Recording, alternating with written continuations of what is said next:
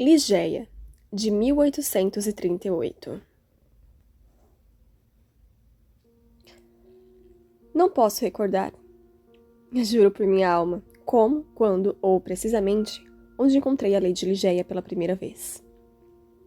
Muitos anos se passaram e minha memória debilitou-se por tanto sofrer. Ou talvez eu não possa, agora, trazer estes pontos à memória, porque, em verdade, o caráter de minha amada, sua inteligência rara, sua tão singular e ainda plácida beleza, e a eloquência emocionante e cheia de paixão de sua linguagem musical suave, tinham feito caminho para o meu coração de modo tão constante e sigiloso, que eles foram percebidos e desconhecidos. Ainda assim, acredito que a encontrei pela primeira vez e depois frequentemente em alguma grande e decadente cidade às margens do Reno. Ah, de sua família eu ouvia falar a respeito, certamente. Que fosse de uma origem muito antiquada, não há sombra de dúvidas.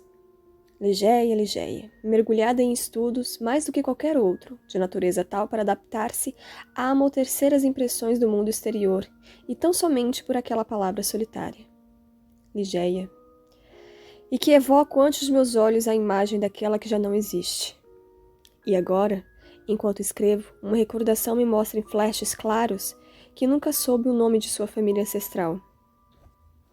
Daquela que foi minha amiga e noiva e tornou-se parceira de meus estudos e finalmente a esposa de minha alma. Teria sido isso uma travessa cobrança de minha Ligeia? Ou teria sido um teste à força do meu afeto que me levara nunca a inquirir sobre aquele assunto? Ou teria sido um capricho de minha parte? Uma oferta descontroladamente romântica no santuário da devoção mais apaixonada? De maneira indistinta, me recordo do fato em si. Quão maravilhoso era ter sido esquecido as circunstâncias que originaram e ocorreram, não? E se verdadeiramente, alguma vez o tal espírito intitulado romance, se alguma vez ela, a pálida profetisa do Egito idólatra, de asas negras, tenebrosas, Astophet, preside, como diz a lenda, casamentos mal planejados, então certamente presidiu o meu. Há, porém, um assunto querido, cuja minha memória não falha. É a pessoa de Ligeia. Em altura, ela era alta, ainda que delgada, e, em seus dias finais, bastante diminuta. Eu tentaria em vão enaltecer o porte majestoso, a quietude complacente de seu comportamento, ou a incompreensível leveza e elasticidade de seus passos. Ela chegava e partira como uma sombra. Nunca estava ciente de sua entrada em meu estúdio particular, salvo pela doce melodia de sua voz, ao posar sua mão pálida como mármore em meu ombro. Em matéria de beleza, nenhuma donzela poderia se comparar a ela. Era o resplendor de um sonho induzido por um opiáceo.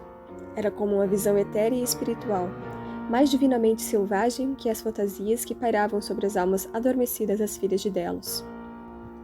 No entanto, suas feições não eram moldadas no padrão regular ao qual fomos tão falsamente ensinados a venerar nas obras clássicas do paganismo. Não existe beleza rara sem que haja algo de estranho em suas proporções, dizia Bacon, Lord Verulam, quando se referia a todas as formas e gêneros de beleza. Porém, embora eu tenha visto que as feições de Ligeia não fossem de uma beleza regular clássica, ainda assim, eu percebia que sua beleza era realmente requintada, e mesmo sentindo que havia certa estranheza em seus traços, ainda assim tentei, em vão, detectar o que havia de irregularidade e formar minha própria percepção de estranho. Eu examinava o contorno de sua alta e pálida fronte, e era irrepreensível. Mas quão fria é esta palavra quando aplicada a criatura tão divina. A pele rivalizava com o mais puro marfim, a impotente fronte sobressaindo e a delicada proeminência acima de suas têmporas. E então, as brilhantes e negras madeixas, negras como as asas de um corvo, luxuriantes cachos naturais, realçando a força plena do homérico epiteto, os cachos e acínticos. Eu olhava para as linhas delicadas do nariz e em lugar algum, a não ser nos graciosos medalhões hebreus, eu já tinha visto similar perfeição. Havia a mesma suavidade luxuriosa na superfície, a mesma tendência perceptível para o aquilino, as mesmas curvas harmoniosas de suas narinas, que falavam de um espírito livre. Recordo-me de sua doce boca. E aqui estava o triunfo de todas as coisas celestiais, a magnífica curvatura do lábio superior, o aspecto suave e voluptuoso do inferior, as covinhas que se exibiam, parecendo brincar, e a cor que parecia falar, os dentes que brilhavam de maneira quase cegante, cada raio sagrado que recaía sobre eles de forma serena e plácida, ainda que resultando do mais radiante de todos os sorrisos. Olhava com escrutínio a forma de seu queixo. E aqui também eu encontrei a gentileza da amplitude, a suavidade e majestade, a plenitude e espiritualidade dos gregos. O contorno com que o deus Apolo só revelou a Cleómenes, o filho ateniense, em sonho. Então, eu contemplava os grandes olhos de Ligeia. Para os olhos, não há modelos da mais remota antiguidade. Pode ser, também, que naqueles olhos de minha amada repousasse o segredo ao qual Lord Villura aludia. Eram, devo crer, olhos bem maiores que os comuns à nossa própria raça. Eram mesmo mais profundos que os olhos das gazelas da tribo de Noljahard. No entanto, isso se dava somente em intervalos, em momentos de intensa excitação, que essa peculiaridade se mostrava visivelmente notável em Ligeia. E em tais momentos, era sua beleza, em minha imaginação aquecida, aparentemente, talvez, o tipo de beleza de seres acima e de fora da terra. A beleza da fabulosa Ouri dos turcos. As pupilas eram do negro mais brilhante, e logo acima pendurava-se cílios de longuíssimo comprimento. As sobrancelhas, de desenho levemente irregular, tinham a mesma tonalidade. A estranheza, todavia, que eu encontrara sob seus olhos, era de natureza distinta da forma, ou de cor, ou do brilho de suas características e nada mais além do que sua própria expressão. Ah, palavras sem qualquer significado. Por trás de vasta latitude, o mero som pelo qual entrincheiramos nossa ignorância daquilo que é espiritual. A expressão dos olhos de Ligeia. Por quantas horas eu poderia refletir sobre ela? Como eu, durante uma noite inteira de verão, duelei com esse entendimento. O que era aquilo? Aquilo mais profundo que o poço de Demócrito, que jazia nas profundezas das pupilas de minha amada. O que era aquilo? Estava eu possuído por uma paixão sem descobrir. Aqueles olhos, aqueles grandes olhos brilhantes, aquelas divinas pupilas que se tornaram para mim estrelas gêmeas de Leda, e eu, para elas, o mais devotado dos astrólogos. Não há nenhum ponto, entre muitas e incompreensíveis anomalias da ciência da mente, mais emocionante ou excitante que o fato, nunca, creio eu, observado nas escolas, que nós, nos esforços sem recobrar a memória de algo há muito esquecido, muitas vezes nos vemos à beira da lembrança, sem contudo, ao final, nos lembrar. E com frequência, em meu intenso escrutínio dos olhos de Ligeia, tive eu a sensação de ter me aproximado do total conhecimento de sua expressão. Aproximando-me, ainda que não fosse o meu domínio, e por fim, partia inteiramente. Encontrei nos objetos mais comuns do universo um círculo de analogias com tal expressão. E isso, digo eu, logo após o período em que a beleza de Ligeia passou para o meu espírito, habitando agora em um santuário, que derivava, das muitas existências do mundo material, um sentimento ao redor permeado de excitação, sempre que eu fitava aqueles largos e luminosos olhos. No entanto, eu não poderia definir tal sentimento, ou analisá-lo, ou até mesmo vê-lo. Reconheci-o. Permitia-me repetir, em alguns momentos, enquanto pesquisava o crescimento acelerado de uma videira, ou na contemplação de uma mariposa, uma borboleta, uma crisálida, no fluxo da água corrente. Eu senti isso no oceano, na queda de um meteoro, senti isso nos olhares de pessoas mais velhas e incomuns. E há uma ou duas estrelas no céu. Uma, especificadamente, de sexta grandeza dupla e imutável, que se encontra próximo à estrela de Lira, que vistas criteriosamente através de um telescópio, são capazes de me dar essa sensação. Fui invadido por certas notas musicais de instrumentos de cordas, e não poucas vezes ao ler passagens de livros.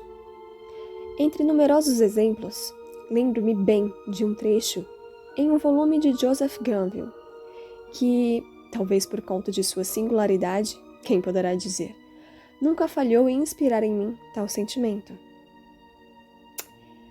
E a vontade que no interior reside, que não morre, quem conhecerá os mistérios da vontade com seu vigor? Para Deus, é apenas uma grande vontade que impregnará todas as coisas pela natureza de suas intenções. O homem não entrega a si mesmo aos anjos, nem tão somente à morte, salvo apenas pela fraqueza de sua débil vontade.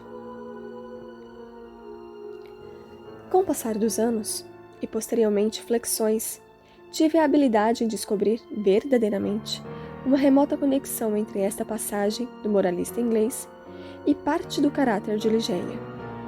Uma intensidade de pensamentos, ações, palavras, era possivelmente nela resultado, ou ao menos um indicativo dessa intensa vontade que, durante nossas longas relações, falhou em dar sinais imediatos de sua evidente existência.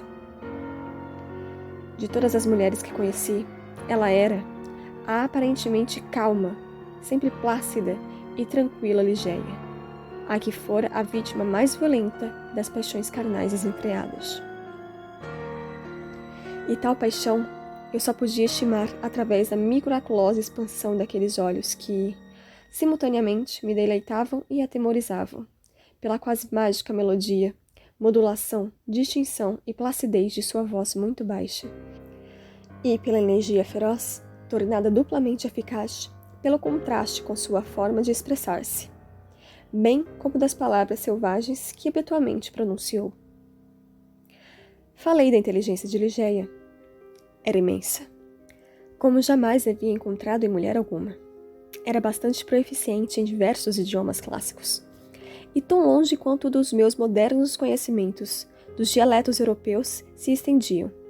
Nunca a vi falhar em algum. Na verdade, sobre qualquer tema dos mais admirados, mesmo daqueles de mais difícil compreensão de qualquer erudito acadêmico gostaria de vangloriar-se, cheguei eu a encontrar Ligeia em falta?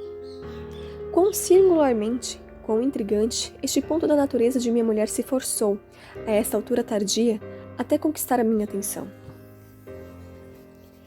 Eu disse que seu conhecimento era tal como jamais conhecer em outra mulher, mas onde respira o homem que atravessou, de maneira bem-sucedida, todas as amplas áreas da ciência moral, física e matemática. Não vi, então, o que agora percebo de maneira clara, que os conhecimentos de Ligeia eram gigantescos, espantosos. Entretanto, estava suficientemente informado de sua supremacia para me resignar, como uma confiança semelhante de uma criança, a ser guiado por ela, em um mundo caótico de investigação metafísica em que me achava ocupado durante nossos primeiros anos de casamento.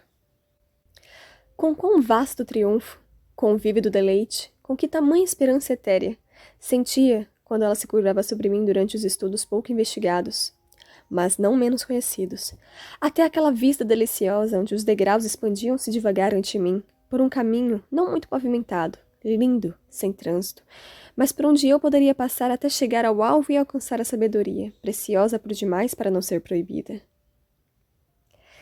Quão pungente, então, deve ter sido o sofrimento com o qual, anos mais tarde, vi minhas expectativas levantando suas próprias asas e voando para longe.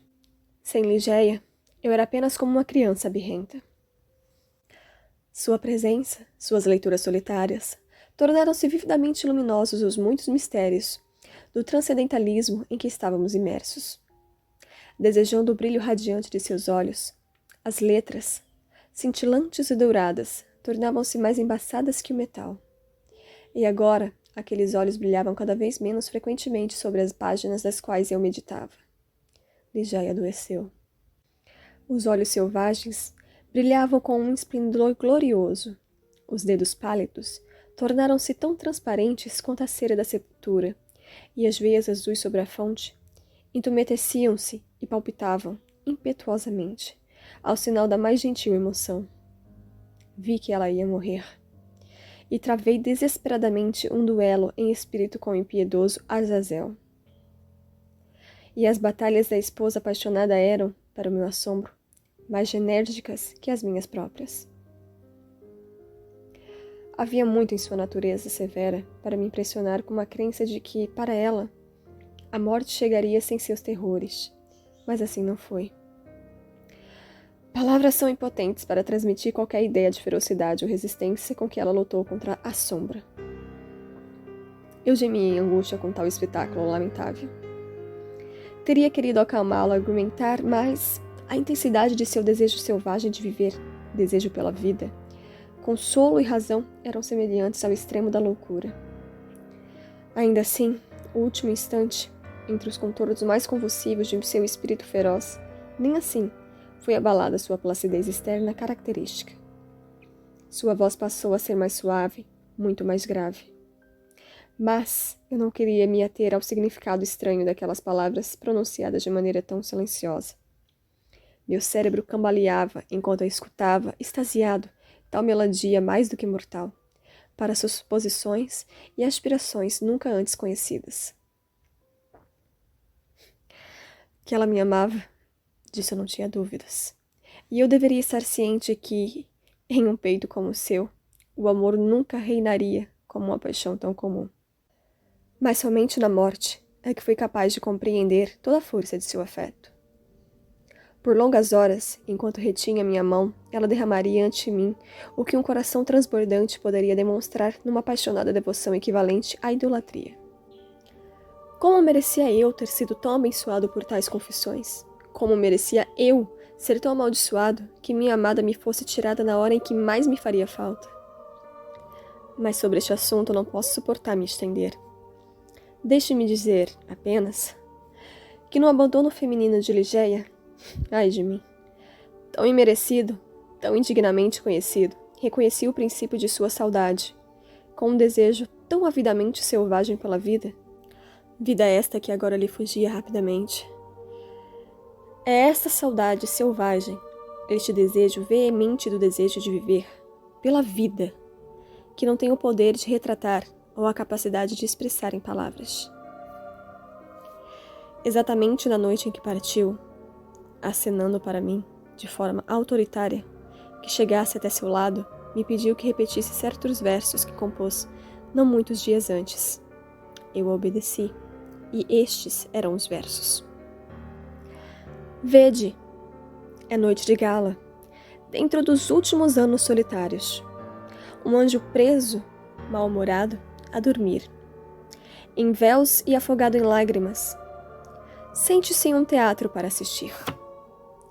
Um jogo de esperanças e medos, enquanto a orquestra entoa e respira a música celeste das esferas. Mímica, na forma do Deus Altíssimo, murmúrios e balbúcios baixos. E aqui voa e voa, pequenas marionetes que vêm e vêm, à procura de vastas coisas sem forma embaixo, que mudam a paisagem para lá e para cá, agitando suas asas de condor, e assim invisível está. Esse drama heterogêneo, tenha certeza, não deve ser esquecido, com o fantasma para sempre mais perseguido, por uma multidão que não aproveita, através de um círculo que retorna para o mesmo ponto, e muito da loucura e mais do pecado, e terror à alma do enredo pronto. Mas veja, no meio da ruptura mímica, uma intrusão de forma rastejante. Uma coisa sangrenta que exala de fora, a solidão cênica, que não se evapora, se contorce, com dores mortais. Os mímicos tornam-se suas comidas, e os serafins soluçam as presas. Em humanos, assim, imbuídas. Fora estão as luzes, fora tudo. E sobre cada forma trêmula, a cortina, uma fúria, vem com a pressa de uma tempestade impura. E os anjos, todos pálidos e magros, insurreição, revelação, afirmação. Que a peça é a tragédia, homem em dor, e seu herói o verme conquistador. Ó Deus! Quase gritou Ligeia, erguendo-se imediatamente e estendendo os braços à frente em movimentos espasmódicos, no momento em que encerrei esses versos. Ó Deus, ó Divino Pai, deverão ser essas coisas assim tão inflexíveis? Não será uma só vez conquistado este conquistador? Não somos nós parte integrante do contigo? Quem? Quem conhece os mistérios da vontade do seu vigor? O homem não entrega a si mesmo aos anjos, nem tão somente à morte, salvo apenas pela fraqueza de sua débil vontade. E então, como se estivesse exausta pela emoção, ela baixou seus pálidos braços e retornou solenemente até o seu leito de morte. E enquanto exalava seus últimos suspiros, junto a eles veio junto um murmúrio baixo de seus lábios. Inclinei-lhe os meus ouvidos e ouvi distintamente, novamente, as palavras finais do trecho de Glenville. O homem não entrega a si mesmo aos anjos, nem tão somente à morte, salvo apenas pela fraqueza de sua débil vontade. Ela morreu. E eu, aniquilado, pulverizado em pesar, não podia mais suportar a desolação solitária da minha morada na decadente cidade, às margens do Reno. Não me faltava o que o mundo chama de riqueza. Ligeia me trouxe-me muito mais, porém. Muito mais do que cabe à sorte de pobres mortais. Depois de alguns meses, portanto, de vaguear sem rumo, comprei e reformei uma abadia, que não devo nomear, em um dos recantos mais selvagens e remotos da boa Inglaterra. A grandeza sombria e triste do edifício, o aspecto quase selvagem do terreno, as muitas memórias melancólicas e honradas conectadas a ambos tinham muito em unissono, com os sentimentos de abandono que me levavam àquela remota e distante região rural do país. No entanto, embora o exterior da abadia, com seu verde decadente, pendurado em volta, sofresse pouca alteração, entreguei-me, com uma perversidade infantil e, possivelmente, uma fraca esperança de aliviar minhas dores, a dar-lhe um ar de magnificência régia em seu interior. Para as tais tolices, mesmo na infância, eu havia tomado gosto. E agora essas fantasias me voltavam como se banhadas em pesar. Eu podia sentir o quanto de incipiente loucura poderia ter sido descoberta nas fantásticas e maravilhosas cortinas, nas esculturas solenes do Egito, nas cornijas e móveis antigos, nos carpetes adornados a ouro e em um padrão Bedlam. Tornei-me, também, escravo cativo das tramas do ópio, e meus trabalhos e decisões assumiram as cores dos meus sonhos. Mas a estes absurdos não me devo deter em detalhar. Permita-me falar apenas daquele aposento, amaldiçoado eternamente, que, em um momento de alienação mental, conduzi como minha noiva, como sucessora da inesquecível Ligeia, a loira de olhos azuis, Lady Rowena Trevanion, de Tremaine. Não há um só detalhe arquitetônico ou decorativo daquela câmara nupcial que agora não esteja visivelmente diante dos meus olhos. Onde estavam as almas altivas da família da noiva, quando, em sua sede por riqueza, permitiram que passasse pelo umbral de um aposento tão ornamentado, tal donzela e filha amada? Eu disse que me recordo perfeitamente de cada detalhe daquele aposento, embora minha memória tristemente se esqueça de momentos mais profundos. E não havia um meio sistemático para manter, em uma exibição fantástica, a manutenção daquela memória. O aposento se encontrava em uma ala da torre acastelada da abadia. Tinha uma forma de pentágono, e era grande em tamanho. Ocupando todo o lado sul do pentágono, havia uma única janela, uma imensa folha de vidro inteiriço de Veneza. Um painel único e de cor de chumbo, de forma que os raios solares, ou da lua, quando passavam por ele, deixavam um brilho sinistro sobre os objetos no interior. Acima dessas porções superior da imensa janela, estendia-se uma treliça de uma antiga videira que se derramava e subia pelas paredes maciças da torre. O teto de carvalho, quase negro, era excessivamente alto e em formato de abóbada, ornado de forma primosa com os mais estranhos e grotescos espécimes de estilo semigótico e de semidruída. Da parte central dessa melancólica abobada descendia pendente por uma única corrente de ouro interligada com elos compridos e de padrão seracênico, um incensário de mesmo metal, ouro e com tantas perfurações forjadas que se retorciam dentro e fora, como se fossem serpentes vivas, em uma contínua sucessão de luzes multicoloridas. Alguns poucos candelabros de ouro, bem como otomanas, de forma oriental, situavam-se em vários locais, e logo ali estava o leito nupcial. De modelo indiano, baixo, esculpido em ébano maciço, com um dócil que se semelhava a um pano mortuário logo acima.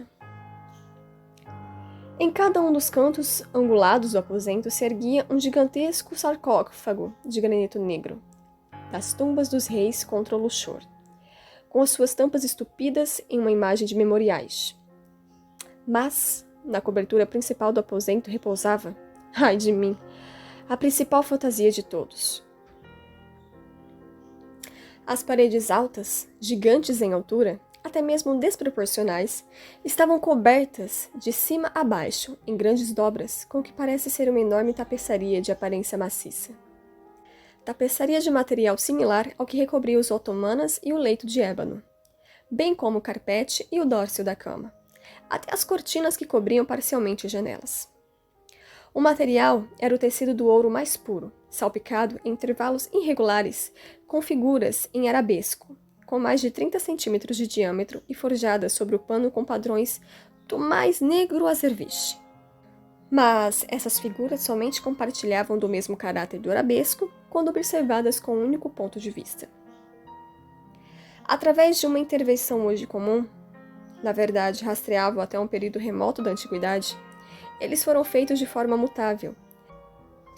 Para aqueles que entrassem nos aposentos, tinham a aparência de simples monstruosidades, mas, à medida que se adentrava no quarto, essa aparência gradualmente desaparecia, passo a passo, à medida que o visitante se movimentasse no aposento. Trocando sua posição, ele se via rodeado de uma sucessão infinita de formas sinistras, pertencentes a superstições normadas ou que surgem nos sonhos dos pecaminosos monges.